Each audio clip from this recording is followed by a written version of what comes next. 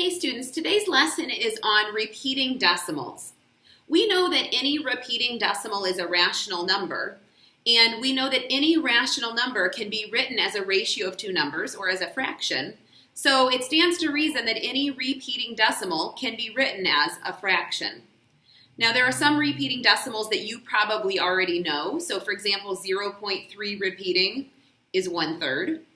But there's other repeating decimals that you won't know what those fractions are until you solve them. So we will go ahead and learn some procedures for converting any repeating decimal to a fraction. So here are the steps that you'll follow. We're going to write the equation x equals d, where d is the repeating decimal. And then we're going to do some manipulations to each side of that equation. We'll multiply by 10 or sometimes by 100 or 1,000. Then we'll do some subtraction and we'll solve for x so we can find out what fraction is equivalent to the repeating decimal. So let's see this in action. Here's my first example. I have 0.4 repeating. So I'm going to start by writing an equation, x equals 0.4 repeating.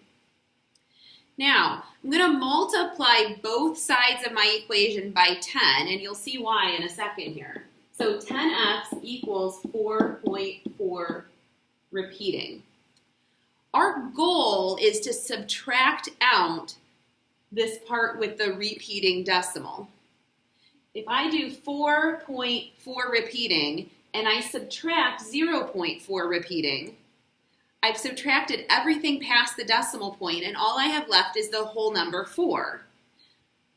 Now, I know that because these two sides of the equation are equal to each other, if I subtract x from the left side and I subtract 0.4 repeating from the right side, I'm subtracting the same amount from each side of the equation because these two amounts are equal to each other. So all I'm doing is, like any time we work with an equation, I'm doing the same thing to both sides of it. I'm subtracting x, which is the same thing as subtracting 0.4 repeating. So now I have 9x equals 4. Now this is an easy equation to solve. I'll divide both sides by 9,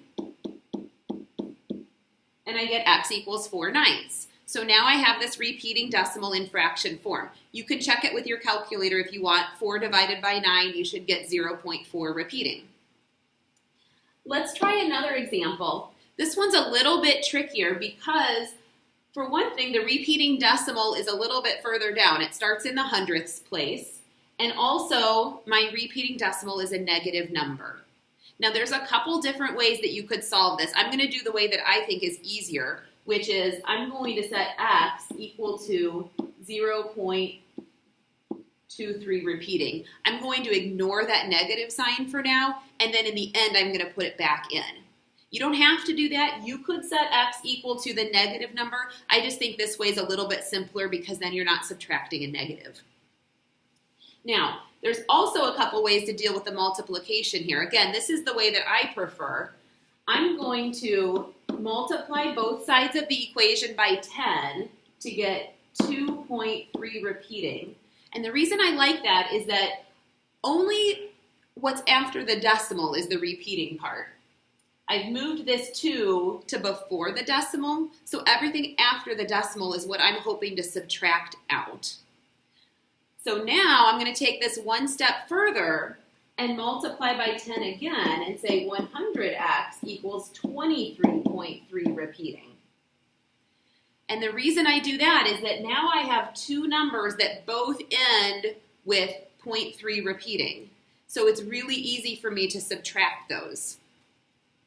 So I will subtract this part of the equation, this equation, from this equation.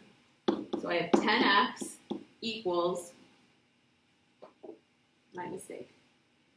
I'm going to subtract 10x and I'm going to subtract 2.3 repeating. Okay, so these numbers we know are the same. 10x and 2.3 repeating are equal to each other. So I'm going to subtract that from my equation. When I subtract those, I get 90x equals The 3 repeatings cancel right out because I'm subtracting them. So what I have left is 21. Now I'll divide both sides by 90. And I get x equals 21 over 90, which would be 7 over 30. Now I need to look back to see what was my original question, negative 0.23 repeating. So I'm going to say that's negative 7 over 30. All right, let's try one more here. So this time I have 2 digits that are repeating. So I have 1.25252525. So again, I'm going to solve this the way that I prefer, which is to just set x equal to 0.25 repeating.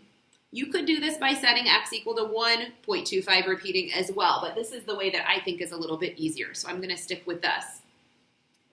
This time, multiplying by 10 is not going to help me, because then I'll have 2.52 repeating, 525252, which is not the same thing as 252525. So I'm going to multiply by 100, and then I get 25.25 repeating. Now, if I subtract this equation from this equation, everything after the decimal point will subtract right out. So I'm going to subtract x from the left side, and I'll subtract 0.25 repeating from the right side. And I get 99x equals 25. Now I'm going to simplify by dividing both sides by 99. And I get x equals 25 over 99. Now, this